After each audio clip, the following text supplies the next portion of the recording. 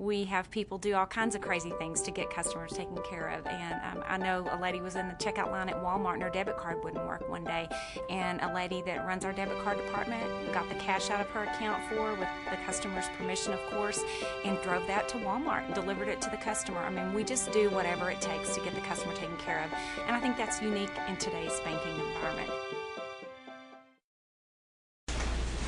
This time we have the privilege of hearing a presentation defining the Amarillo Convention Hotel parking structure and multi-event center venue proposal and funding recommendation. This item is to receive a presentation and recommendation from Wallace Vajali Development Partners LP on path for proceeding with the downtown redevelopment project, including possible funding strategies. This presentation is provided to the City Commission prior to the formal consideration and possible action of the Amarillo Local Government Corporation for discussion and input. And I would ask them the presentation to be made. Melissa, are you going to lead that presentation? Excuse me. Mr. Simpson, if you give your name and address. Les Simpson, Amarillo, Texas. I just wanted to before Dave Wallace comes and gives a presentation, as you'll recall, and I think this is really kind of a milestone moment that we're here today. About 4 years or so ago, this body established and commissioned a strategic action plan for downtown. Throughout that process, there was input to the community. The community was involved, leaders were involved, many people involved to develop a blueprint for how we should proceed with downtown. And as part of that, the Downtown Amarillo Incorporated was established. But in that document, there were many things that were mentioned. And probably one of the questions that we have most at Downtown Amarillo Incorporated is, okay, we like this is a good idea. When are we going to start doing something? I think today we take a very major step in part of that process of looking at what we can do as far as downtown redevelopment is concerned. I think about a year or so ago, we made contact with Wallace Vajali, which has had experience in other communities doing downtown redevelopment as well as general redevelopment. And over the last year, I think they brought their expertise in the process, and the City Commission engaged them to develop a way to look at improvements that we can make downtown, some major projects to provide some synergy that will continue to see downtown redevelop and do it without having to increase property taxes. And I think you will hear that today. As president of the board of Downtown Amarillo Incorporated, I want to let you know that our board has been actively involved in this. We've heard this presentation several times, including in our board meeting last week. And the presentation that you will hear in a few minutes was unanimously supported. All the recommendations that are part of it by the board of Downtown Amarillo Incorporated, and I wanted to convey that information to you. So we're glad to have Dave Wallace here with Wallace Vajali, and he has also a team of people that a little bit later he will introduce you to, but it's my pleasure to introduce Dave Wallace and let him run you through this presentation. And Mr. Simpson, before you go, I would like to compliment your board for the efforts you've made for the last few years. It has been an extraordinary effort. People have asked about the time frame and about everybody wants to see shovels in the ground, but they want to be sure that it's done properly. And I will tell you from my observations of your board in prior years and from the efforts that have been put forth, we have to congratulate you on the efforts that have been made in your board and certainly your executive director. I think it's been an extraordinary job. Yeah, thank you, Mr. Mayor. Appreciate that. Thank you. Good afternoon, Mr. Mayor, City Commissioners. Mr. City Manager, it's a pleasure to be here once again. I know we've been talking for about 18 months now. As Les indicated, 18 months ago, Melissa Daly contacted us, and we happened to meet in Waco to talk about some of the public-private partnerships in which we were engaged. And from that point, obviously, we've accomplished a number of things together. And when I say together, I truly mean that. And I'd like to compliment Jared Atkinson and his team, Dean, Marcus, Vicky, the entire team that is here, because we have accomplished quite a bit in this period of time, being able to put together the overall funding strategy and a number of other programs that we did. And so I do want to compliment you. I also want to compliment the vision of this City Commission as well as the prior City Commission as well in moving forward in connection with this. And with that, this is what we're going to talk about today. There's a lot of pieces to this, and it's obviously going to be covering everything from where we first got started and to where we are today. And also, as you'll see in the end, questions, comments. Last night we had a public meeting, had over 200 people there providing questions, comments, and we obviously want to talk about that. I know many of you were at that meeting as well. But with that, as I mentioned, 18 months ago we started this process, and in February of this year we entered into a development agreement with the city of Amarillo. That development agreement basically covered a 54 city block area in the downtown development. And one of the things that we committed to you and we committed to this community was that we wanted to get input. We wanted to reach out to the community. We wanted this to be an iterative process where we heard from the community what assets they were looking for, where do they want those assets, and exactly, let's go back to the drawing board, how could we develop this type of a program in the downtown area. So what you see on the right side is a land plan that basically incorporates a great deal of public input from thousands of people that provided input through design charrettes, public meetings, and things of that nature. As you know, the initial phase of this project is really 3 different assets. The first one being the Downtown Civic Center Hotel, which is 300 rooms. And the second is parking garages. As you'll see, there's 2 different parking garages totaling 1,250 spaces. And then the third being the multi-purpose downtown event venue, which has a baseball component. But as we've talked before, it's not just about the 50 to 60 home games. It's about the 100+ different types of events that you have at that program. Looking at the design, the site plan on the right side, you can see where City Hall is, almost directly in the middle of that main thing. Thank you. Directly across Buchanan in number 2 is where we have the hotel. You'll see when we show some renderings in a moment, due south of the hotel we have a parking garage, and lining both the first floor of the hotel as well as the parking garage is we've got retail. You can see on 6th Street, you can see a lot of green space directly across the street, directly across Buchanan from City Hall. And what we're recommending is that that be closed to vehicular traffic, but open to pedestrian traffic. Many of you were in Sugar Land about 3 weeks ago, if you'll recall. We had dinner on Thursday night. Afterwards, we walked down to Sugar Land Town Square, which was right at the steps of Sugar Land City Hall. And what you saw was about 3,000 people sitting in lounge chairs listening to a jazz concert. And the overall atmosphere, the sense of place, the sense of community that brought, as I know all of you witnessed, was tremendous. Due south of City Hall is where we have the multi-purpose event venue, which would be a 4,500 fixed seat facility. And when you incorporate berm seating, you're up to around 6,000 seats. And then if you were to do a concert or some other type of an event where you were actually on the field, you're talking about a population of around 10,000 people to be able to be there. Just to the right, due east of City Hall, is another parking garage. The very first parking garage that I referenced was 750 spaces. The second parking garage is roughly 500 spaces, totaling 1,250. What we were trying to create here was more of a sense of place. We're going to talk about the Herring Hotel in a moment, and if you'll recall, we had talked about whether or not we could renovate the Herring Hotel as a phase 1 project and use that infrastructure as opposed to building a brand new one. What our recommendation is as we move forward is that the Herring Hotel be a later phase asset, and we'll make recommendations about what to do with it in the interim, since it does have such historic value as a 1927 era asset. But by having a sense of place, what this creates is the opportunity to be able to bring in the warehouse district. I know we've talked before about down in Waco. It's almost identical to what we did here. We surrounded City Hall with about a 5 city block area between student housing, loft residential over retail. But more importantly, what we took was old warehouse buildings and renovated those warehouse buildings, where now they're 100% leased with office, retail, restaurants, things of that nature, to literally create a sense of place. And that's what we're recommending here. We also have been working with a needs assessment study for the Civic Center. I know there's been a lot of discussion. I know the City Commission has been looking at what type of improvements, enhancements could be done with the Civic Center. Our recommendation, as you'll see in a moment, is that we move immediately from phase 1 into phase 2 very quickly, because I think many of the components that we're talking about for phase 1 assets are very complementary for the second phase on the Civic Center.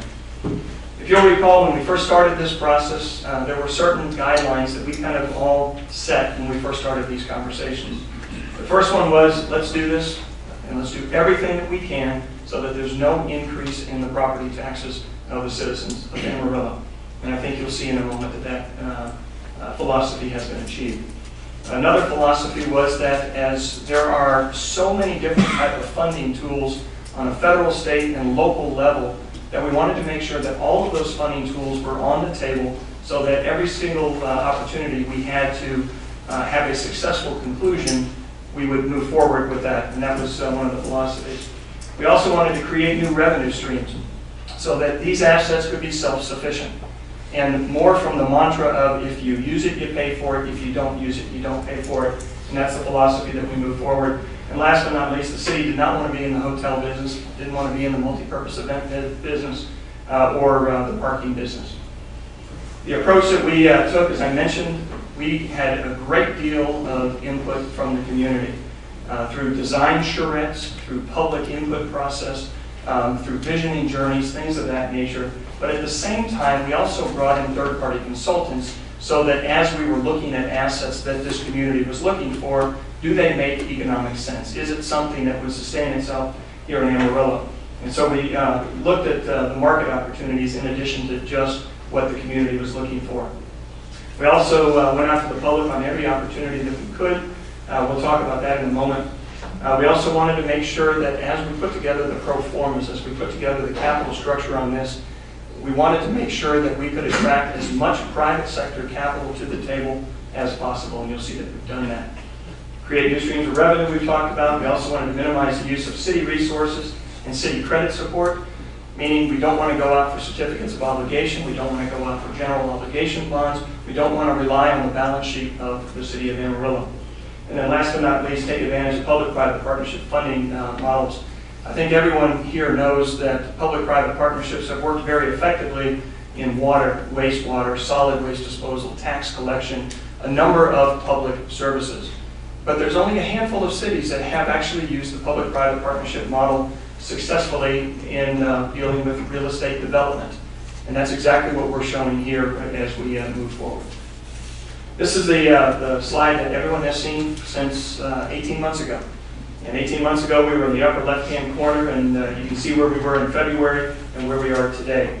And every time you see one of the blue asterisks on this slide, that was another opportunity for public input, another opportunity for the City Commission to say this is a go, no-go decision to be able to move forward. And you can see where we are at this point in time. The conclusions are we think that these projects are very feasible here in Amarillo. We also did an analysis as to if the hotel, if the multi-purpose event venue would generate cash flow, exactly how much cash flow would it generate, which means how much debt service could it cover from the private sector. And if a private sector investor came to the table, what type of a return would they be able to achieve? And on about a $113 million project, what that revenue stream created as a funding gap was around about $80 million. And what's traditionally happening in cities across America is that in a public-private partnership, the public sector will step up and float bonds or raise taxes or do something to fund that gap. And what we're recommending today, we've been able to fill that $80 million gap through other revenue streams. And what you'll see is we're not asking for the city to do that. We think that we've come up with a plan of finance that will take care of that. We also are concluding that the net benefit that the city will be receiving is far and away greater than anything that I think anyone was anticipating when we first started this process. We also come to the conclusion that this can be done without an increase in property taxes.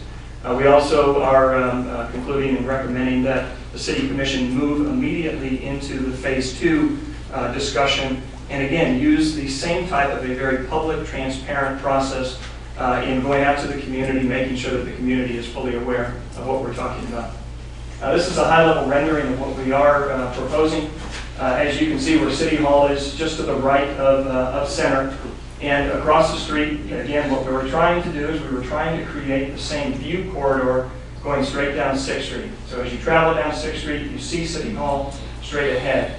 But as I mentioned, between the hotel to the right and then the parking garage on the left, it's open to pedestrian traffic, but not vehicular. So it is an area that is lined with retail, and it's the same type of an experience that those that went to Sugar Land saw, that in the town square, it was lined with restaurants. It was lined with retail establishments, stores, and that's exactly what we're trying to create here. We have, in our opinion, created a sense of place, and at the same time being able to connect with the warehouse district, so that the immediate next step, and I know I've shared this with many of you, we're already having conversations, we've already made offers to be able to acquire and make investments in the warehouse district, so that many of the things that we've done in other cities that we've been involved with, that we can start to populate. We can have residential. We can move forward and have other retail, other restaurants in the downtown area. And so between City Hall and the multi-purpose event venue, you've got a pedestrian-friendly, walkable type of an area that one would be able to transverse. You can see the first parking garage on Buchanan, and that's roughly 750 spaces. And then the second parking garage, which would be due east of City Hall, as I mentioned, which would be about 500 spaces. The second parking garage, obviously, with the impact of the expansion and potential expansion of the Civic Center, provides for additional parking. You can also see where the Herring Hotel is up at the upper right-hand corner. And at this point in time, we believe that the Herring Hotel can be a tremendous asset. We had architects, we had engineers that went through the Herring Hotel to continue to look at it from an overall structure and adaptability perspective. And we think that it can be used in the future. What our recommendations, preliminary recommendations at this point, is for it at some point to be a boutique hotel, but also to have residential as part of that development. But again, we would consider that to be in the future, particularly as you start moving forward with Phase 2 on the Civic Center expansion. This is a view as if you were looking down Buchanan at where the multi-purpose event venue would be. As you can see, the logo of the Amarillo Sox. This would be the home stadium of the Sox. You can see additional trees and landscape that would be created there. And again, trying to create the sense of place. And this would be as if you were looking from the parking from City Hall across Buchanan, where you have the parking lot on the left lined with retail, and then the hotel on the right. What you also see is you see a bit of a trellis in what is now what is 6th Street, but that's the pedestrian-friendly plaza area. But people parking in the parking lot would be able to walk through the hotel in an environmental-friendly area. They'd be able to park in a parking garage out of the sun, and to be able to walk directly over to the Globe News Center. The hotel, as we mentioned before, we would be selecting a Wyndham Hotel. As you can see, these are all Wyndham Hotel assets. So they're significant hotel assets, a tremendous reservation system, and a tremendous reach as it deals with going out trying to bring convention and visitors into a particular area. I know you have heard me before when we've talked about a convention, when they're making a decision as to whether they go to Oklahoma City, whether they come to Lubbock, or whether they come to Amarillo. Generally, they will hire a site selector that will come to the table and go through and check the box. Is there an adequate inventory of hotel beds in the downtown area, in the convention center area? If the answer is no, the city is taken off the list. The next check the box is there adequate things for our conventioneers to do? If it's a 3-day convention, we want them on a Thursday night to be able to go to a baseball game. We want them on a Friday night to go see Beauty and the Beast at the Globe News Center. We want them on a Saturday night to go back to a concert at the multi-purpose event venue. And if there's adequate draw, adequate demand for the conventioneers, then they move on to the next selection. And at this point in time, in talking with the Convention and Visitor Bureau folks here in Amarillo, many times Amarillo doesn't meet those first 2 criteria, and many conventions are going elsewhere. With this type of a draw, with this type of an asset, with this type of a reservation and a sales force, not just locally but internationally, we think that's going to be an added plus here for Amarillo. As you can see, the growth of Wyndham from 2005 to where we are today, the number of hotels has grown dramatically. There's a number of different levels of Wyndham hotels.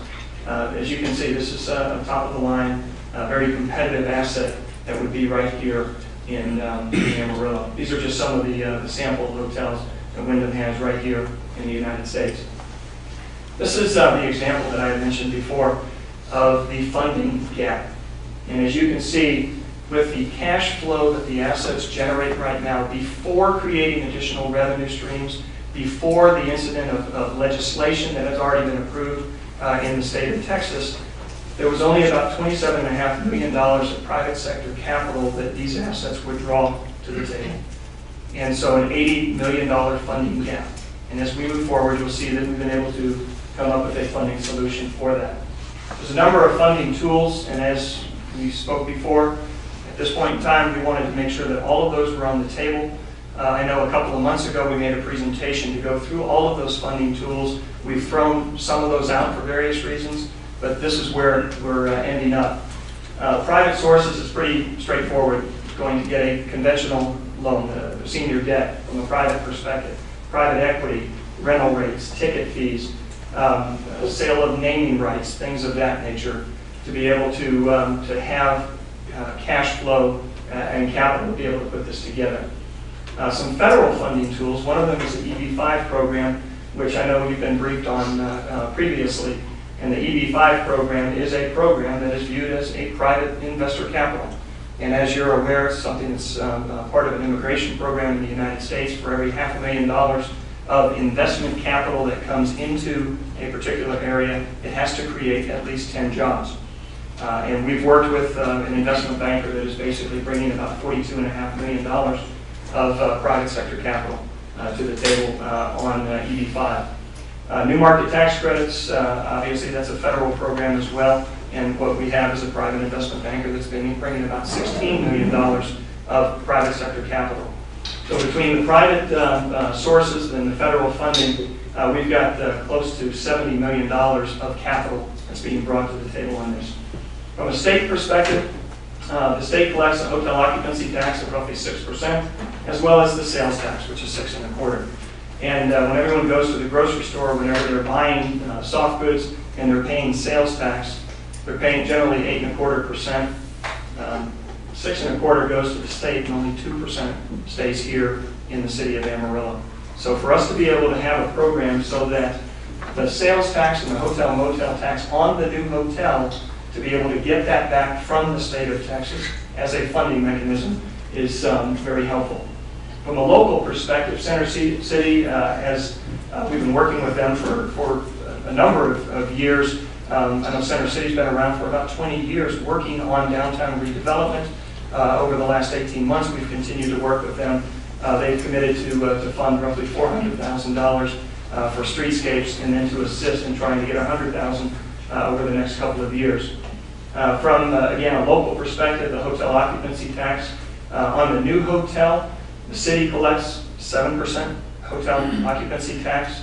And on that new hotel, the hotel occupancy tax that would be paid would be rebated as a revenue stream to be able to satisfy debt. Again, I want to stress, this is not the city's portion of hotel motel tax on any other hotel in the city. It's not like we're having a hotel over here funding a hot tax and is creating their own competition. It's only from what is generated from that new hotel. And then for the multi-purpose event venue and the parking garage, the 7% that is collected from all of the hotels, that hot tax revenue is available to be able to fund the multi-purpose event venue and the parking garage. Again, with the theory that hot tax can't be used for general fund obligations. It can't be used for police, fire, public works. Its sole goal is to get heads in beds. And to the extent that you have other type of venues, other type of activities to be able to attract people, that's its primary goal. Additional local funding tools, the sales tax, the city's portion of that. For that to be available, to be able to rebate and have a revenue stream to be able to satisfy the debt obligations for the hotel. And then special event parking revenues. In talking with folks here, it appears that there are a handful of events, not many, but a handful of events where there is an an environment where people could pay $1 a car, $2 a car for a parking fee, and that is a revenue stream that's incorporated in this funding model. And then the last slide that we have, the local funding, still on local funding tools, the tax increment reinvestment zone. The TERS basically has a proposal in front of it in its meeting later on this week as it relates to funding a portion of the streetscape for this overall development. And then in talking about trying to create additional revenues, again on the theory that if you use it, you pay for it, having a 10% added fee on ticketed events. So if there's a $15 event, if there's a $5 baseball ticket, it would be $5.50, and that incremental increase would be revenue streams that would be there to be able to pay for the multi-purpose event venue and the parking garage. The ticket fee from the multi-purpose event venue would solely be used for the multi-purpose event venue. The ticket fees that would be for the Globe News Center or the Civic Center would be for the parking garage. This is an overview of the funding elements. As I mentioned before, when you add all these up, it's about $113 million. From an asset ownership perspective, in talking with our tax council, talking with the city's tax council, talking with the city's financial advisor, and I want to stop right now because all of the models that we have, the capital structure, the upfront capital, the requirements, the plan of finance, the pro formas on the hotel, the multi-purpose event venue, these were not just Wallace or Jolly generated numbers. These were numbers that were generated by the operators that we collectively selected when we went through an overall process. And then in working with our architects and working with our construction management folks, we basically came up with the cost structure. Once we determined those cost structures, then the city itself had its own consultants that were looking at those numbers as well. So as we go through these numbers, there's a number of eyes, investment bankers, construction, city financial advisors as well that have gone through these. But the ownership, as you'll see, what we're proposing is it's built and it is conveyed to the city. And we think that that's very important for a number of reasons. Again, being in a position so that the city's balance sheet is not used to support these funding programs, having an arrangement where the city actually owns the asset, and then that asset is subject to an operating lease, a long-term operating lease, to be able, for a private sector to be able to move forward and to invest the capital and to generate a return. And so that's why that is being done. Secondly, as I mentioned before, the vast majority of a sales tax payment goes to the state. Out of 8.25%, 6.25% goes to the state. By virtue of this being built and owned by the public sector, mainly the city of Amarillo, it would be without the incidence of sales tax. So it ends up saving between $4.5 and $5 million of the overall construction cost. The funding sources, and I'll go through each one. The Convention Center Hotel, as I mentioned before, we have EB5 money, roughly $42.5 million. We have private equity. We've got new market tax credits of $16 million, and then private equity of about a little over $9.5 million to cover the entire $70 million cost. The way that is being paid is through the hotel revenue itself. And again, the hotel will generate some cash flow. But the cash flow that the hotel would generate would not be enough to be able to spend $70 million to build that hotel. Once you start adding back in these other rebates coming from the state, coming from these other funding sources, it enables that debt to be able to be repaid. And the tourist revenue, that's roughly $60,000 a year. The local sales tax, again, just from that hotel, the local hot tax from that hotel, and then the state sales tax. As we go through the overall numbers, as our financial advisor, as the city's financial advisor, when you get to a point 7 years down the road, which is the time frame that we're anticipating refinancing this project, it has about a 2.8 debt coverage ratio, which means that for every dollar of debt service, it has $2.8 of net cash flow available. If it were just a private hotel, it wouldn't have that. But by virtue of these other rebates that we've been able to orchestrate, that's why it's financeable. In the parking garage, the hotel itself would be paying about $360,000 a year to lease 300 spaces. It's an open parking garage free for people that park there. But as I mentioned, $360,000 would be coming as a funding source from the hotel. The Civic Center, as we've talked in a number of different settings, the City Center for the last 10 years, roughly 10 years, has not had an increase in any of its rental streams. Consequently, the city at this point in time is funding a deficit. The city is writing a check to fill that gap. And as stewards of the city's money, I know that you are trying to reduce that gap and being in a position as you're going through budget, trying to see what type of a mechanism to start elevating the prices so that that gap can be reduced and it can be back to more market prices as opposed to the prices that it presently is. And with that increase, what we're anticipating is roughly $330,000 net incremental increase 2 years from now, and then having that free cash flow available to satisfy this debt service. Special event parking, as I mentioned, for those events that are anticipated for $1 or $2 a car. And then a ticket facility surcharge, as I mentioned, at 10% of what the ticket price would be. The city would be collecting that, 7% citywide hot tax.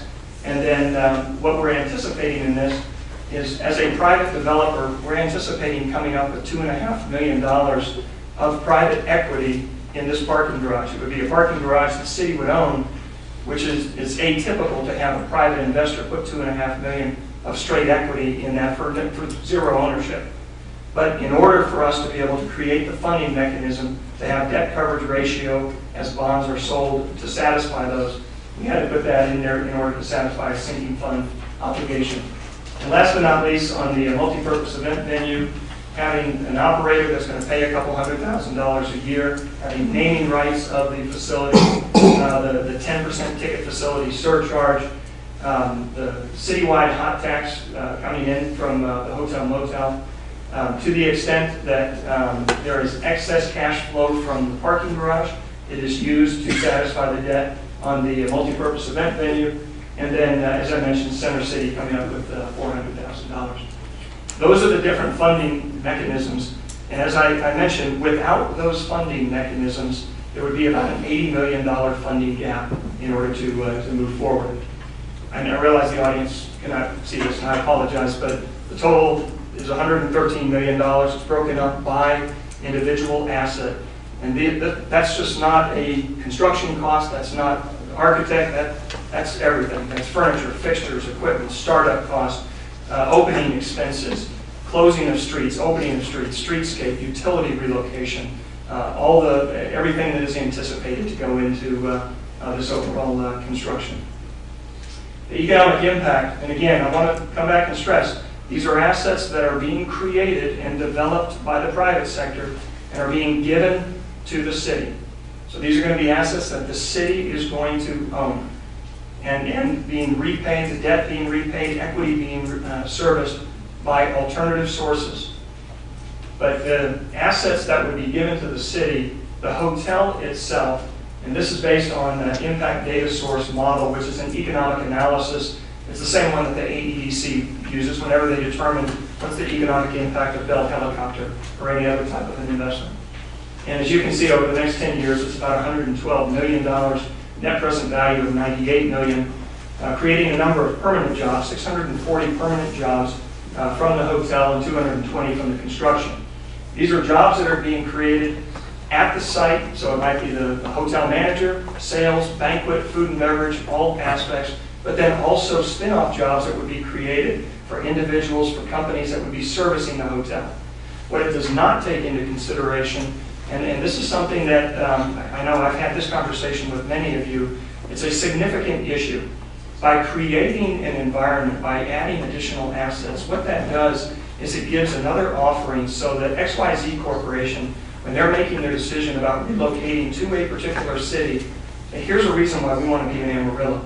When a student goes off to college, whether it's going off to Texas Tech or going off to SMU, for them to be able to say, I want to go back to Amarillo and live in Amarillo because these are the types of things that we are accustomed to doing in the downtown area. This doesn't incorporate those type of jobs at all. And last but not least, the multi-purpose event venue. As you can see, over a 30-year period of time, and the group that did this is CSL. which is convention, sports, and leisure. And they're really premier in the United States on doing economic impact analysis. And over a 30-year period, 196 million, net present value 88, and then as you can see, 76 jobs, and then the estimated number of construction jobs at 180.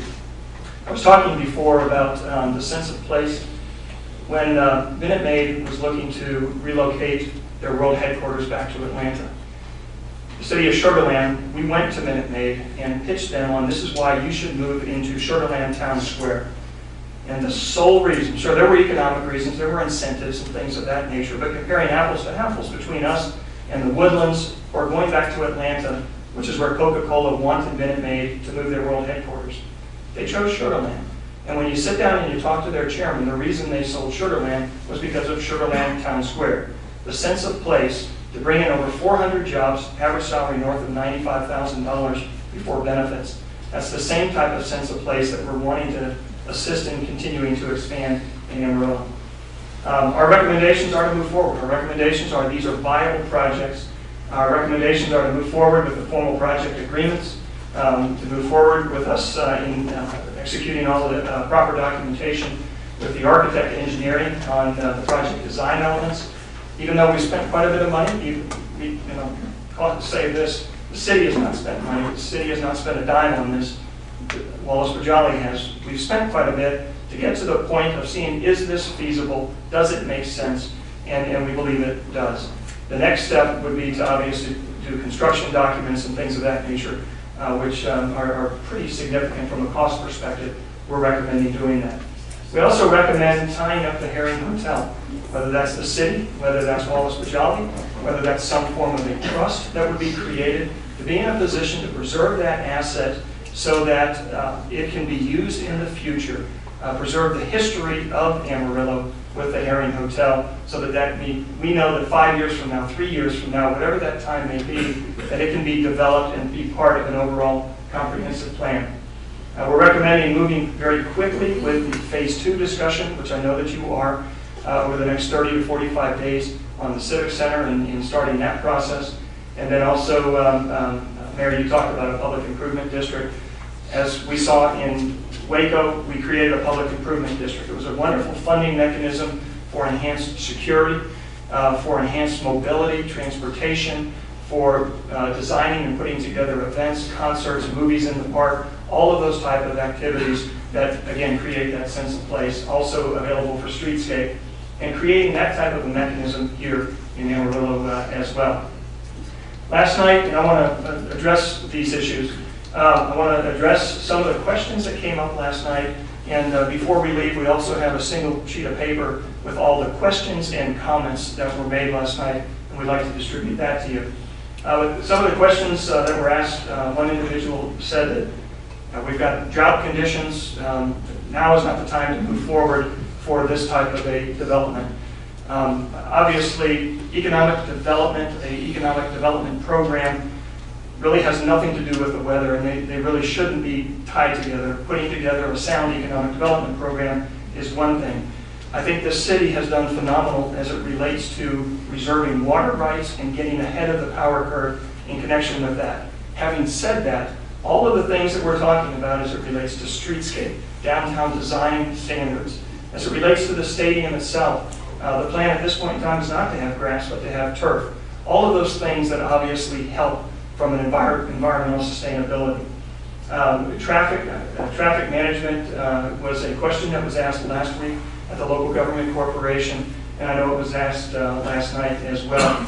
And traffic is something that when we start looking at these particular assets and from a coordination, having different time of day uses, where events are not all getting out at the exact same time, and particularly when you have a game starting at a particular time, people don't just show up at that time. There's more of a steady flow. But also with some of the things we've talked about as it relates to traffic management, one of the things that we would be doing as we move forward is creating a traffic impact analysis that would need to be done, and the city would require that, and that would be something that we would do to make sure that we ensure that traffic does not adversely affect this community. Security, homeless, panhandling. This is something that we've seen in other communities that we've been involved with. in Waco, as I mentioned before. When we first got involved in Waco, everyone said you're going to lose your shirt. Do not invest in downtown. There's an unwritten rule. If you go downtown, you will be robbed. Incoming freshmen at Baylor saying, don't go downtown. And as I said this before, and I don't mean this in a flippant way, but crimes against people, you actually have to have people there in order to commit a crime upon them. There was nobody in the downtown Waco area. And it really was truly one of the safest areas, but there was a perception of crime. There were panhandlers, there were vagrants, there was a great deal of graffiti, but through the Public Improvement District, there were a number of programs we could create to enhance the security, to make sure that we worked with Sherwin-Williams to get paint so that within 24 hours of graffiti appearing, it was gone. And the paint contract that we have with Sherwin-Williams is the type of paint that you can wash the graffiti off. And after a while, people get frustrated and it just stops. And those are the things that we have seen in the Waco area. And now it's the place to live. And just in our assets alone, whereas before we started, there were only about 40 people living there in the downtown area. Now there's over 600 people just in our two multifamily, or not really multifamily, student housing and loft over retail developments that we have. Amarillo Performing Arts Group. Last night there were some folks that were there that addressed the issue of we want to make sure that whatever is done, that it does not adversely affect the arts. And we feel the same way. There's a concern that with an increase in some type of a ticket fee, that might reduce the patronage, and also the increase on the rental charges, that might eat into the bottom line of any of the performing arts. As Jared and I were talking about this particular issue this afternoon before tonight, we look forward to sitting down and talking with all the arts, because that is not our desire to adversely affect any of the arts or any of the renters that are here. I think you know what we're trying to do is we're trying to reduce the gap, because at this point in time, all the citizens of Amarillo are funding that deficit, and we're trying to be in a position that how can we reduce that now? But we look forward to meeting with the performing arts folks. EB5 and new market tax credits. There were questions about EB5 as it relates to the fact that it's coming from a private individual that is investing $500,000. And as part of an immigration program that's been around since 1991, there were questions of, number one, on an appropriation standpoint, is this something that Congress is going to continue to renew? Dan Healy with Civitas will address that in a moment, but the answer to that question is yes, this will continue to be renewed. At the same time, there were issues about, well, are these immigrants going to come into Amarillo? Is it something that's going to affect our education system? Is it going to affect Social Security? Is it going to affect crime? And I will tell you that the average net worth of the EB5 investor that Civitas has is north of $8 million. These are individuals that have businesses that are trying to get a green card so that they can continue to come back and forth between their business, whether it's in South America, whether it's in Brazil, whatever the case may be. And then also the new market tax credits. There was a question of, is Congress going to continue to renew this? The dollars that we're talking about have already been appropriated. There's about $9 billion of funds that have been unallocated but have already been appropriated. Those are the dollars that we're going to be focusing on that we'll be securing for here. So we don't have a concern about those programs going away. Economic development dollars, many people have said, well, why are we doing this project? Why can't you use this same money on the Civic Center?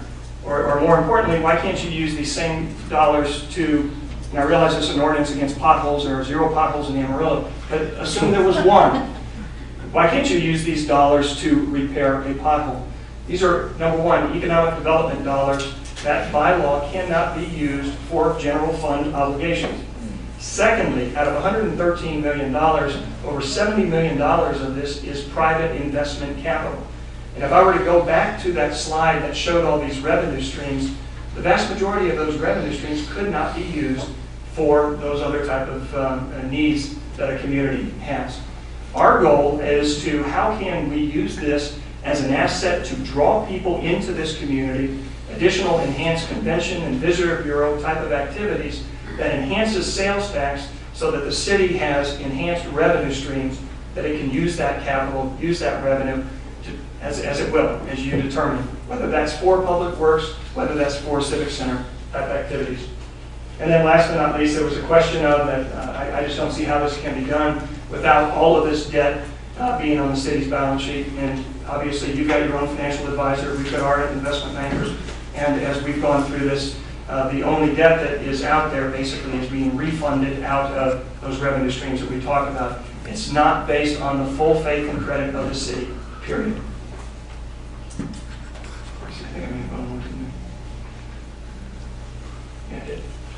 Some of the other comments that were made, this is just an example.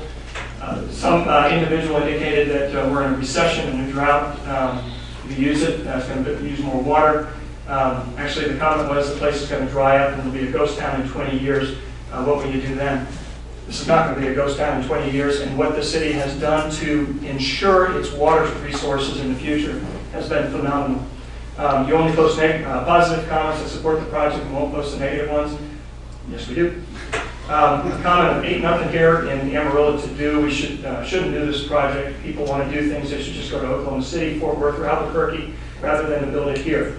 This is an economic development weapon, and this is another weapon in the arsenal of economic development tools that the city should have.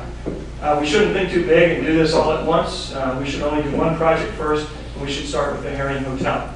And then the last comment was, I don't think the city should be using EB-5 and bringing immigrants, which will only increase our crime and qualify for Social Security. I've already covered that particular issue. There's a number of positive comments that were made as well.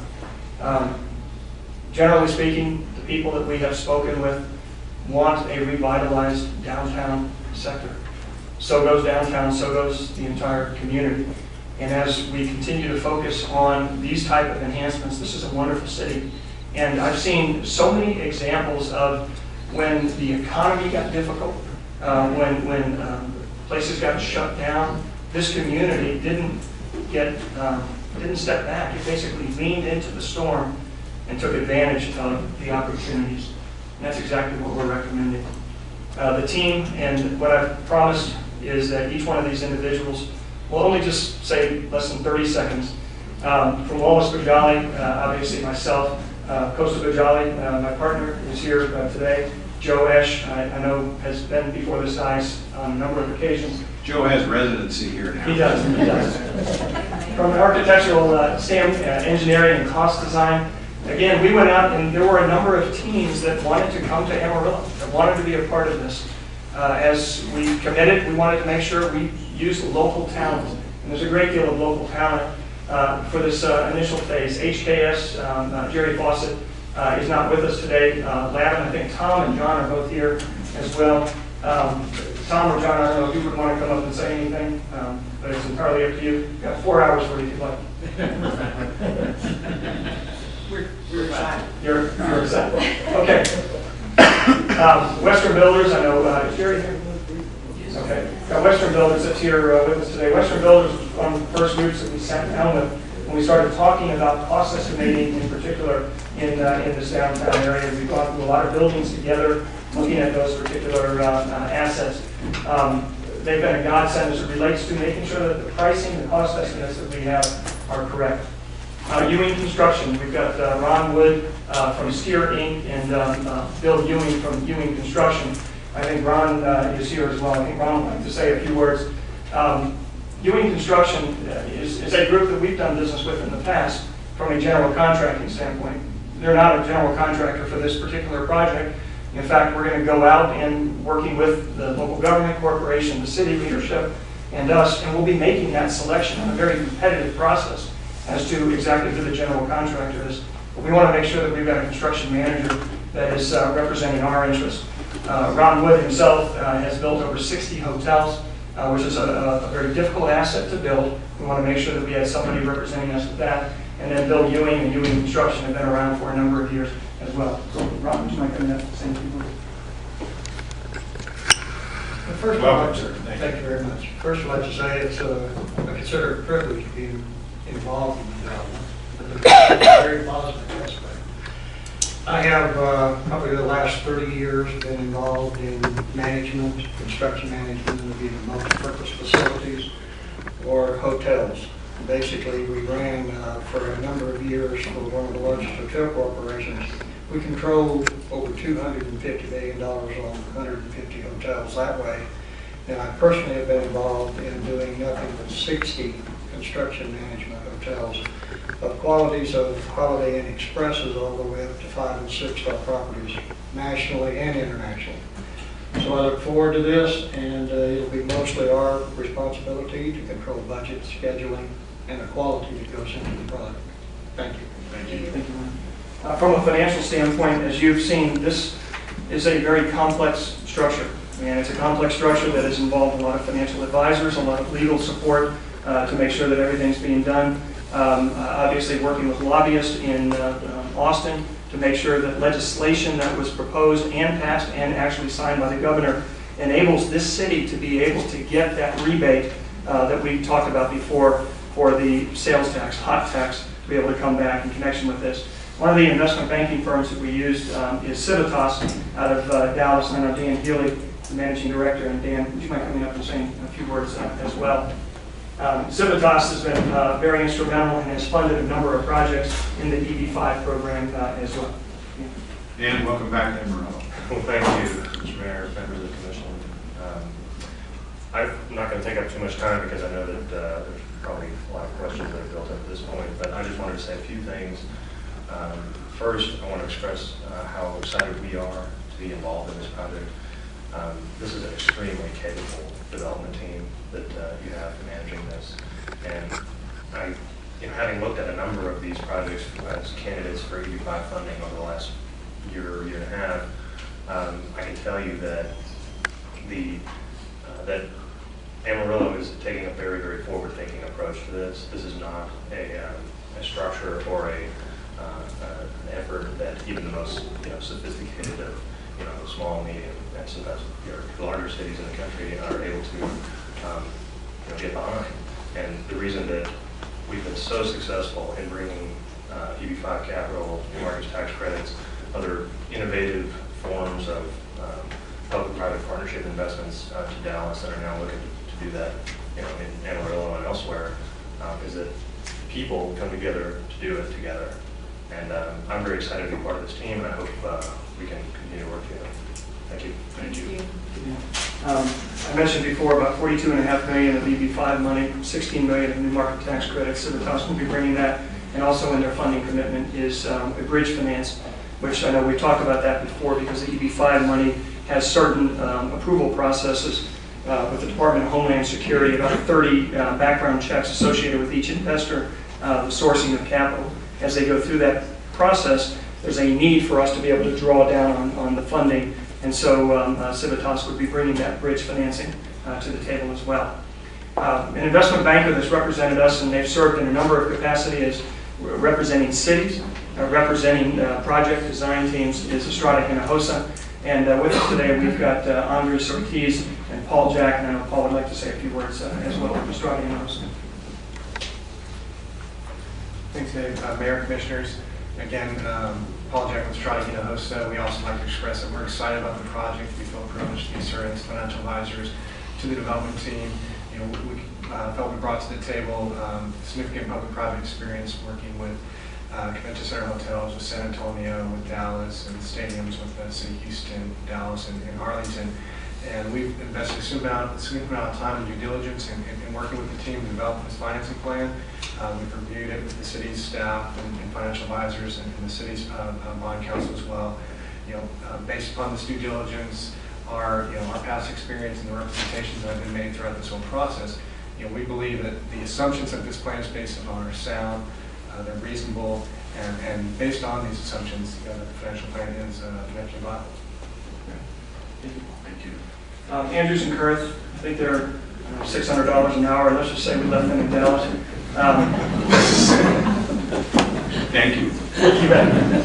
The multi-purpose event venue, Southern Independent Baseball, the owner of the Sox, Scott Berry and Mark Lee are here today. Scott, I know Scott would like to come up and say a few words about, and also extend an invitation for everybody to come to the game tonight. It starts at that 7 o'clock. So Scott Berry, who's not here. Mayor, Commission members, I would just echo that we are very excited to be a part of this project. We came to Amarillo, we initially came to Amarillo, I think 2 years ago, and were unsuccessful in bringing a team to the American Association. We own right now 3 teams in the American Association: Grand Prairie, Shreveport, and Amarillo. Individually, our group was very excited in coming to this community. Our league, and I think Miles Wolf is going to speak to that in a minute, was very excited about coming here. Part of it's the community, part of it, and I'm taking Mark Lee's thunder today, but I mean, we were tickled to death to get a general manager like Mark Lee. We think he is a cream of the crop and does a great job in this community. And we're excited to take this next step, we hope, with the city. We're still committed to the county. I wanted to get that out there. We made a commitment to the county a year ago. We're fully committed to them. We didn't go looking for this opportunity. It kind of came to us. We will work with the county to, I think we're talking a few years down the road anyway on the stadium, but we will continue to work with the county on ways to use their facility. We think that one of the things that this facility offers is not only the great draw kind of to change an urban area, which we've seen in a lot of cities ourselves. It provides an opportunity for us to provide those extra events that we can't provide really at the existing facility. We want to bring concerts, and we will bring concerts. We just in Grand Prairie had the Women's National Fast Pitch Association with Cat Osterman came and played 2 games. We'll try and do those type of things. We will do those things.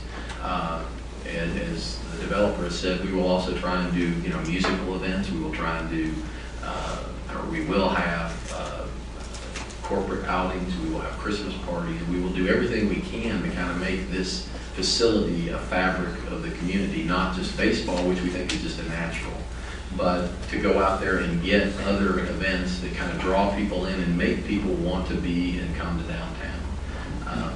I'm from Dallas, and one of my great regrets for the city of Dallas is that they've kind of let a lot of this, these opportunities bypass them. And I work downtown, and I'm saddened by the fact that in Dallas, most people work downtown and then they leave downtown. I think this is a great opportunity, this whole development, for there to be a reason for people to not only work, but to live and to play and to be downtown, and we're excited about that opportunity. Thank you. And one of the things, if you were to go over to the existing stadium, you get to a certain point from an attendance level where it starts to negatively affect the experience. And if you get up to about 2,800 people, it can take up to 3 innings to go and get a hot dog, which is very frustrating. And so the entire industry has changed as it relates to the design, as it relates to the experience. And the commissioner of the American Association is with us today, Miles Wolf. I'd like to ask Miles to come up and say a few words about the Commission's involvement here in the city of Amarillo, but then also as it relates to the design concepts and things of that nature. Miles? Mayor, Councilman, Commissioner, thank you for having me. The American Association is a league. It has 14 teams. 8 of the stadiums are new, have been built exclusively in the last 10 years or so for the league, for the predecessor league, the Northern League. We've got a couple stadiums that have a project. We're part of a project very much like this one, Winnipeg, Manitoba, in the downtown. It's been a huge success. I just was in Lincoln, Nebraska yesterday. Their ballpark is in the Haymarket district. Over the last 10 years, that district has just exploded. They're building now a 17,000 seat Coliseum there. So you look at these projects, and they everybody's using the word exciting, but they are exciting. For many years, I owned the Durham Bulls baseball club. The movie Bull Durham was there. Had a great old ballpark, sort of like Potter County Stadium, that everybody loved, but it didn't have the amenities a new ballpark needs, the restrooms, concessions. It just wasn't adequate. So the city decided they wanted a new ballpark as part of the project, and they had a referendum, and the referendum failed miserably because everybody loved the old ballpark. But the city saw what was needed. They went ahead and found new funding sources for the ballpark. Downtown Durham now has exploded. There was a 1 million square foot building where they used to make Lucky Strikes, and people stopped smoking Lucky Strikes. It was empty. They all died. They built the ballpark right by that facility that is almost all rented now. There are restaurants, shops, so much has happened. And I look at this and I think the same thing could happen in Amarillo. So, as I said, I'm glad to be here. I hope something could happen because it should be just outstanding. We welcome you here. Thank you. Great to be here. From a hospitality perspective, from a hotel, we have American Property Management. And American Property Management, as we went out and started talking to a number of different hotel partners, operating partners, there were a number of folks that said, sure, we'd have an interest in coming to Amarillo. But the one that was very aggressive, the one that said, this is the reason why I want to be here, is a gentleman that owns the company, American Property Management, Michael Gallegos. He grew up in Albuquerque. He spent a lot of time here in Amarillo, and he had an affinity for Amarillo. And when we first started talking to him, he said, I've got to do something in Amarillo. So he was the most aggressive. And when we started doing the background checks and vetting on them, and saw over 30 properties that they own and or manage, a couple $2 billion of assets. So this is a great group. And as we started doing more and more research, talking to other property owners that they partner with, so this is exactly the group. With us today, we've got Noah Alpern from American Property Management. Noah? Welcome, Noah. Thank you. I just want to reiterate how excited we are as well. Feels great to be back in my home state of Texas. That's a little hotter than I remember. But that being said, American Property Management owns and or operates 30 hotels throughout the country, as well as a 5-star resort in Spain. And we're really, we've operated some of the most historic and famous hotels in Texas. So we love being back in Texas. Some of those hotels include the Sheraton Gunter, the St. Anthony, both in San Antonio, the Stoneleigh, and the Radisson Central in Dallas. But what differentiates us from other hotel management companies is we really believe being a part of the community. We actively want our employees to get involved in the community, whether it be through United Way, Red Cross, YMCA, YWCA. And then as a company, we love to sponsor T-ball teams, Little League, soccer, Girl Scouts, Boy Scouts. We just want to be a part of this community. So, thank you for the opportunity. Thank you for being here. We appreciate it. As you talk about sponsoring different groups, I think there's some performing arts groups that would love to have a sponsorship here today. Last but not least, the flag. The flag obviously is such an important component, and I talked about this earlier as it relates to the reservation system, its reach from a sales and marketing perspective, and we selected Wyndham Hotels. And with us today we have Terry Sanders to talk about that. Terry. Thank you. Mayor. Welcome back. Good to be here. This is kind of a unique situation for us, and for me in particular, because I cut my teeth in the hotel business in West Texas selling Travelodge and Nights Inn. My first application was in Dalhart for a best restaurant. I turned into Travelodge. So I kind of like it. I mean, especially being back here. Working with Gallegos and American Property Management, we actually are partners with them on another property, and we are the St. Anthony down in San Antonio. So it's good for us to be here for numerous reasons. But one thing in particular is the fact that I don't know if you guys know this, but Wyndham actually started in Texas in 1981 with Trammell Crow out of Dallas. So for us to get back any way we can, especially in small communities like this, and Majestic Hotel, it's a phenomenal opportunity. We have 7,200 hotels, 600,000 rooms. We're massive, and we have a tremendous pool. We just need big boxes like this to fill up. So it's an honor for us. Thanks for the opportunity. Thank you very much. And with that, then I'll wrap up one of the things that we're going to be presenting to each of you today. This is an overall program of this redevelopment.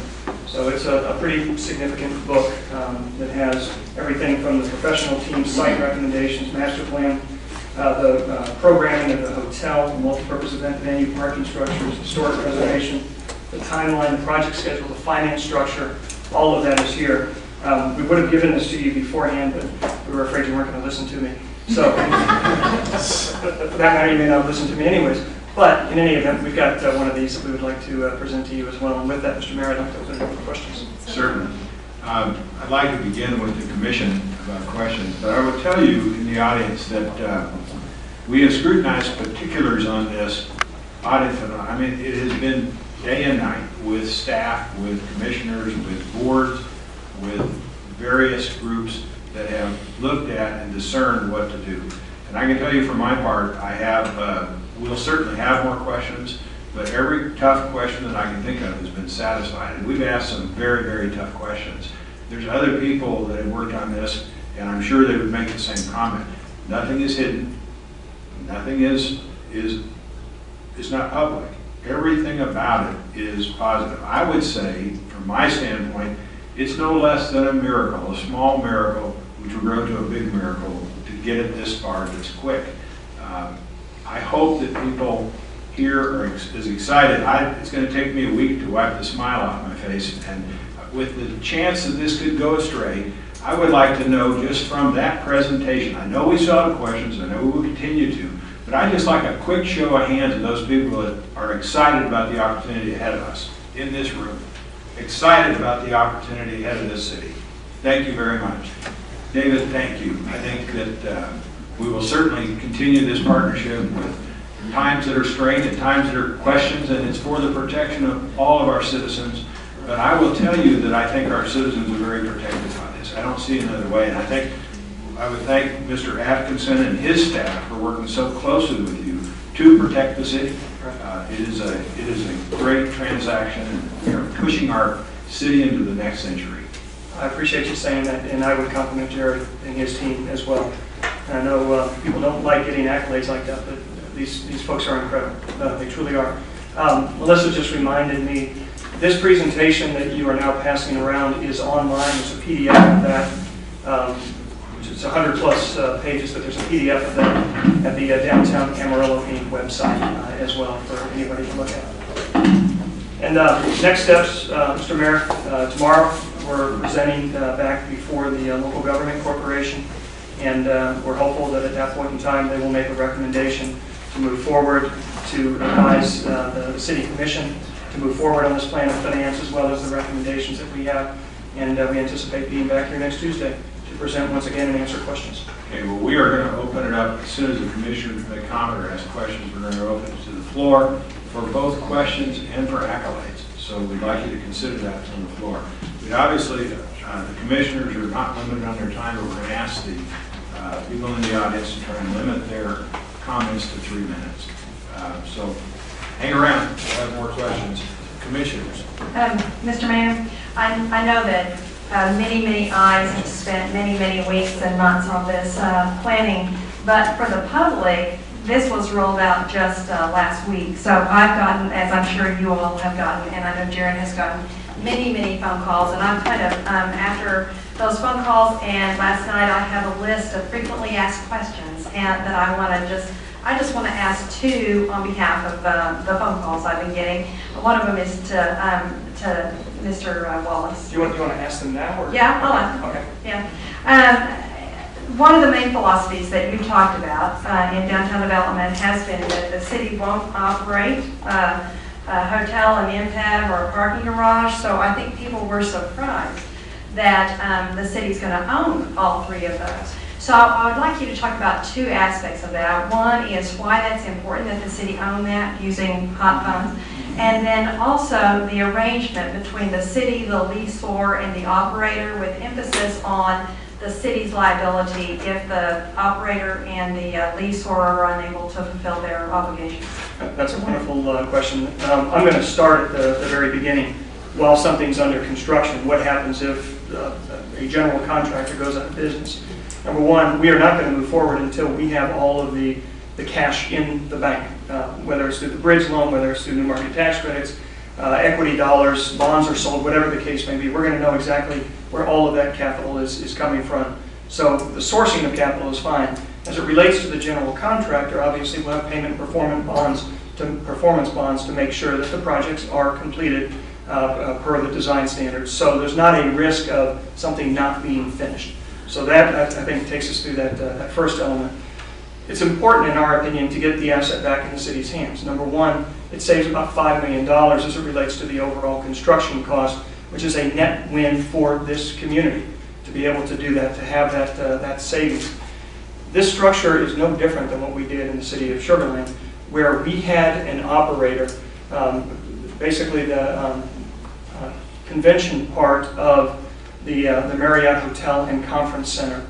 The city of Sugar Land, we actually paid for that, but we turned around through a series of lease agreements to the operator for executory contracts, so that in this situation, the city of Amarillo literally can hold the hotel free and clear, subject to an operating lease.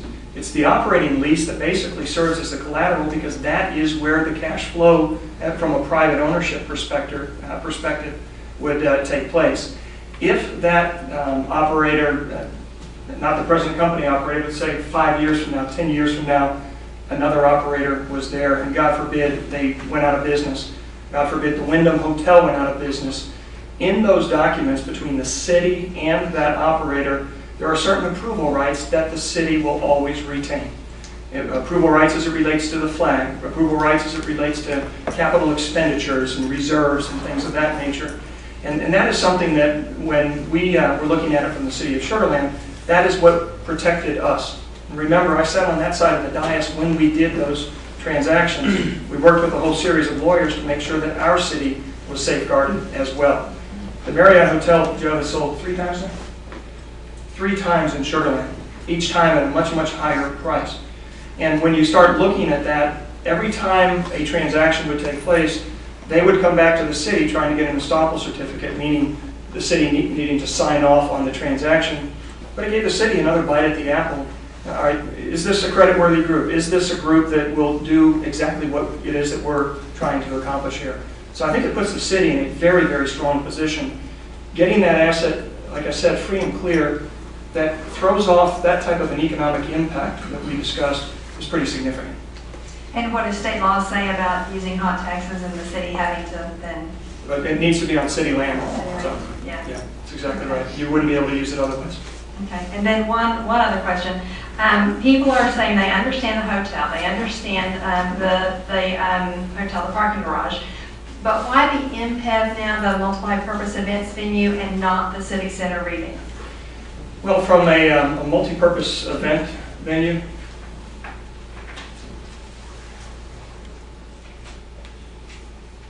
bear with me. As we go into the multi-purpose event venue, look at the financing mechanism. You've got an operating lease payment of $200,000 to satisfy bonds. You wouldn't have that for the Civic Center. You've got naming rights. You wouldn't have that for the Civic Center. You have ticket facility surge rights. Those revenue streams, generally speaking, would not be available for the Civic Center. And this is not an either or. Having that type of a series of venues on the ground, actually there when conventionaires are making that decision, and convention decisions are generally 2 or 3 years down the road.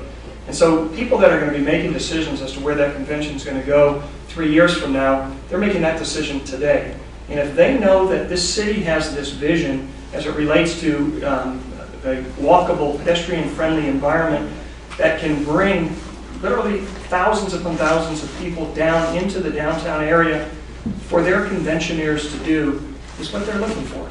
And we see this as an amenity, as a draw to be able to land those conventions.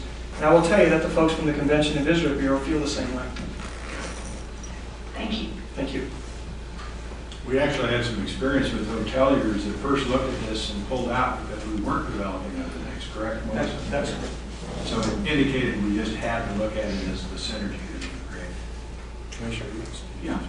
We've looked at projects in Lincoln, we've looked at projects in Shreveport, we've looked at projects in Oklahoma City, in Fort Worth. We've looked at projects in Sugar Land, in Frisco, in Grand Prairie. And the folks will say, well, Fort Worth and Oklahoma City, that's not us. But I think about Sugar Land with a population of 88,000 and a lot of other attractions that people can attend. Frisco, 116,000, a lot of other attractions. Grand Prairie, 153,000, a lot of other attractions people can attend. In my line of work, I have the opportunity to talk to people every day, and I ask them, and I've polled them over the past year from Herker, Pampa, Dumas, Borger, Dalhart, Plainview, Perryton. Amarillo is a regional hub, and folks are begging for the opportunity to have something they can do with their families on the weekend. And it's not just coming to a multipurpose events venue. It's coming to a place. It's coming to someplace new. It's coming to a place with new restaurant experiences, with new family experiences. We really have to take advantage of the fact that as a regional hub, people are waiting patiently for us to do this. And if these kind of projects can work in these other areas with so many different entertainment venues that are competing, I am certain that this kind of a project will work here. And I appreciate all of you coming today and your dedication and really your reassurance to the people of Amarillo.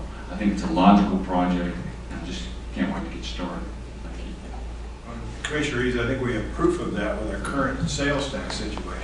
60% of our current sales tax is injected into this city by people that live outside and come here and spend it because they want to. If we can increase that experience, we will garner more of that, because there's plenty of other places they may go when we don't offer these things. I sat on the Convention and Visitors Bureau Board when I was a city commissioner in 05 and 06. I was not in favor of a hotel. They convinced me that I was absolutely wrong, because if we have a base hotel that will guarantee 175 rooms, which takes a 300-room hotel, so 175 guaranteed rooms for a convention, they can submit on dozens, if not hundreds of other conventions over a period of time. Will we get them all? No. But we will get an enormous number. And I made the statement to the moteliers when we were in the campaign that I am against a downtown hotel unless it fills every other hotel in the city. And that's what we're proposing, is that injection of sales tax that will keep us off the backs of homeowners. We are primed for this. We're ready for this. We can stop having to consider other venues if we can pull more sales tax. We are in a great position in the city. We've raised sales tax revenue. Is it 9.5% this year, Jared?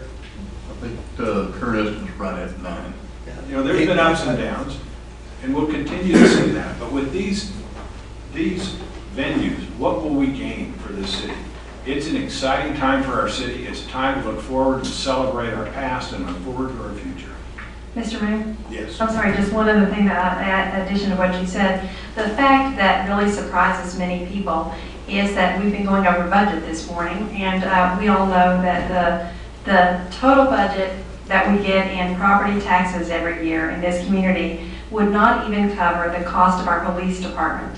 And so think of how dependent we are on sales tax here and how important that is to us. Sure, it is. $24 million this year, 60% of our revenue in sales tax comes from outside of the city.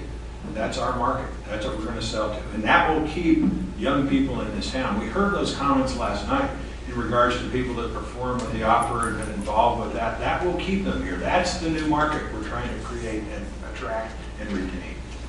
Commissioners? Yes.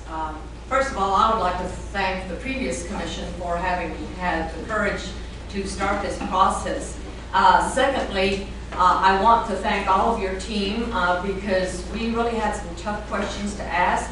We asked you to do some things for us, and you came through. You bent backwards to answer those questions and to modify and change things that we were concerned about. And for that, I thank you, because that shows what professionals you are. And I'm really grateful for the EB5 program. What a lot of people in this community don't know is that we've had the EB5 in this region for a lot of our dairy farmers, and it has been very successful. So it's not anything new, it's just that now we're focusing on that kind of investment. And I'm really excited about the possibilities for our downtown and our community to be forward-thinking, to do something different, just like we have in the past. And this won't be for us old people. This will be for the newer generations that are coming up, because we're laying the groundwork. I won't get to be a user of a lot of these things, but I certainly don't want to keep anyone else from doing it, because I have family here. So thank you very much for being professionals and for bringing this project to its fruition in such a short time frame. And I hope Melissa hadn't worn out a whole bunch of shoes yet. But anyway, thank you all. I'm very proud to be a part of this at this time. From our eldest commissioner, Commissioner Sims. Is that in years of service, or in age, or in miles? Yes. And all of those things. And I think your odometer has been rolled back a few times. It's been attempted. Well, of course, being one who has watched this community over the years, start and stop, start and stop, start and stop on revitalization of downtown or lots of major projects. We're now, of course, we're much farther along than we've ever been before on any of these things. But when I was watching, I remember the meeting when the Wallace Majority Group was talking about what could be done, and this could be done without raising sales tax. And of course, I was the sitting city commissioner at that time, and I rolled my eyes back and said, oh yeah, sure. But they have put together a way to do this, and a lot of it was new to us. And my first reaction to that was with a lot of suspicion. However, when I have studied about it and learned about it and seen where it's been used before, it has satisfied all the qualms that I may have had.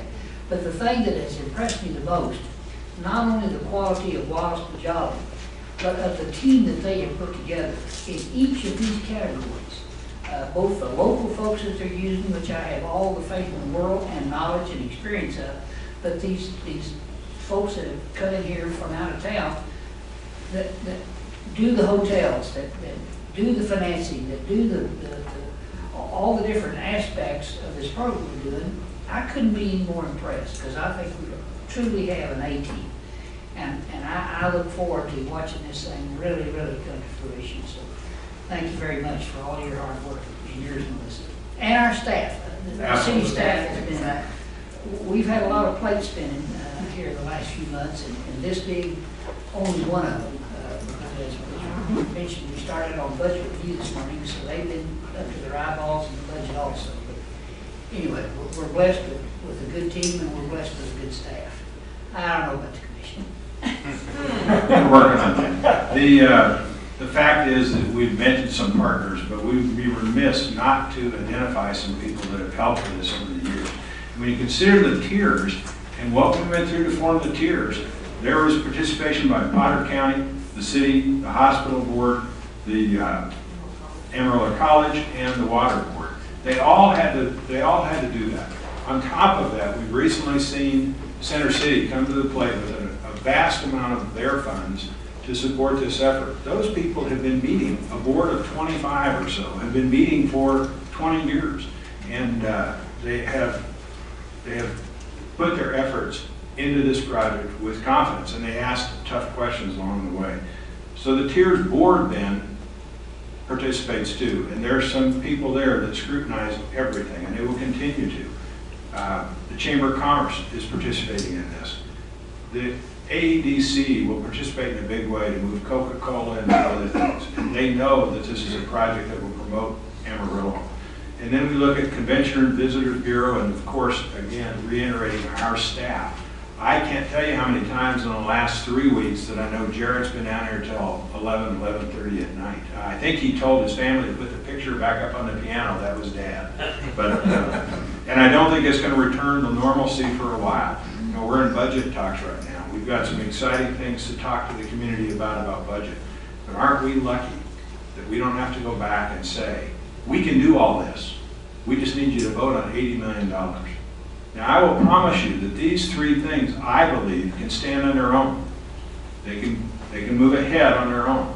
But I believe we're going to have an opportunity in the next year to vote on the issue of the Civic Center, the second garage, other projects that will be included as we look comprehensively at what is phase 2 and phase 3 and phase 4 and the continuation of growth in Amarillo.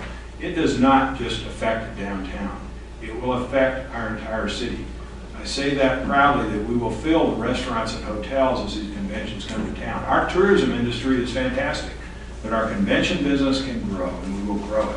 We heard last night from an individual who supplies services to conventions, and we heard what he said about the conventions that he services in other cities that used to be here and how they will come flocking back to this city. So, you know, we are insulated from a lot of the bumps in the economy here.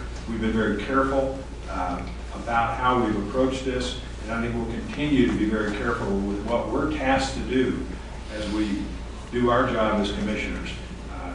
I couldn't be prouder of what's been done. We have any comments? Jared, any comments? No, sir. It's been busy. I'm very impressed with the amount of work that's been done. Something that we might not have had an opportunity to discuss up to this point. Wallace Pajali and that team have been in front of this body. They've been in front of, I think, every other body that's involved in the downtown redevelopment, the tiers, the center city. I know they're working with the Amarillo Economic Development Corporation. A lot of work has gone on. On the back side of that, on the city behalf, something that we've not, had the opportunity yet to bring forward and to show, but for this body's comfort, and I know that you're aware of it, and for the public's knowledge and comfort, the city is, of course, we've looked at the backside of all the numbers that have been presented to us. Mr. Frigo, who is certainly our financial expert to the extreme, has been on numerous telephone calls, email exchanges, etc. I know he's worked directly with you gentlemen from Estrada and host. I apologize. I've skipped a couple of those conference calls. I'd like to blame that maybe on David or Joe or whomever I can find at the moment. But nonetheless, we were all working towards that. Mayor and Commission, your long-standing financial advisor firm, Specialized Public Finance, has been involved in this. The city has always, at least in my experience, used Fulbright and Jaworski. Those are your bond counsel. Those are your tax experts that we use. They have been involved in this. We have also retained two firms to take the pro formas, to take the projects specifically in the hotel and the MPEP, and look at those on the backside. We should have those finalized and able to bring forward to you very soon as well. So while Wallace Pajali has done a lot of work, has put together an extremely competent team and a lot of detail and brought it forward, we have attempted in our team to do the same on your behalf and on the public's behalf, to put that same level of impact into that and bring all that back together. So with that, I think myself, Mr. Frigo, and others will answer any questions that you might have of us. We're going to go to that real quick, but I'd like, Les, I'm going to put you on the spot. Your board has done an unbelievable amount of work over this last 2 years. Would you mind standing and naming the members of your board? Because their effort, and Melissa, you can help him. I'll help you too. But those people have met and cajoled and worked at this and torn it apart, and they understand it. We're going to call on you again, Bill. Yeah, okay. Gary Pittner, who I think is here today, is there. Gary's in the back. Glenn, and he's our treasurer. Glenn Parkey is the vice chairman. Howie Batson is the secretary. Richard Ware is on our board. John Lutz, Sam Lovelady, Frida Powell, and there's one more that Melissa can tell me about. And Gabe Irving, of course, our representative from Center City. That'll be Place Tribble. So, yeah, they've done a great job. And this is Downtown Amarillo, Inc. Yes. And you've been in operation for less than 3 years. Yes. Hired Melissa, put all this together. Congratulations. Good job. Mayor, if I might interject, in addition to the dedication, the expertise of those folks serving on Downtown Amarillo, Inc., and of course their executive director, Melissa Daly, you also as a body, and originally was contemplated February the 15th, when you executed the development agreement with Wallace Pajali. The City Commission put together and authorized a group known as the Amarillo Local Government Corporation. Another attempt to provide yourself and provide the public with just that one more path, one more stop on the road for Wallace Pajali as they brought the project forward, to again have that put before another body of individuals, all with direct expertise or knowledge, be it in real estate development, finance, law, etc. And with your permission, I believe that we have several of those folks here. I don't think all Please, of them let's are. name those people too. Okay, I guess this is my test for the day. That is, that's your test. I'll start up here. Two members of this body have been appointed to that, those being Commissioner Jim Sims and Commissioner Brian Eads. You have Mr. Ron Boyd. I believe Mr. Boyd is here today. He sits on that body, certainly has direct experience in these matters. Mr. Glenn Parkey, gentleman who's made a career out of real estate development in Amarillo, Texas. You have Mr. Gary Pittner. Mr. Pittner in the back is obviously our belt and suspenders man, as we can see by the very snappy dress. Jerry, of course, a longtime public administrator and expert in the field of how the public can and should do business. You also have Mr. Richard Brown, who is on that board. Mr. Simpson is on that board. And I lost my count. Am I at 7 yet? If not, I'll make somebody up and add them to the board, and we'll tell them about it later. But that, again, has been a body that has interposed themselves into this process to provide another opportunity for folks to hear, to think, to question, to push things forward, and they are doing so. I have also left out earlier on, in addition to the efforts of Mr. Frigo on the finance side, you have Mr. Norris, your city attorney, and of course the city has had a relationship now since last December, I guess, with the law firm of Strasburger and Price. Those are individuals that have had direct experience in public-private partnership and development on some of the largest projects that have been done in the state of Texas. They're also a part of this. Well, obviously, we build a community with this community, and everybody has been at these public meetings. We had a crowd last night.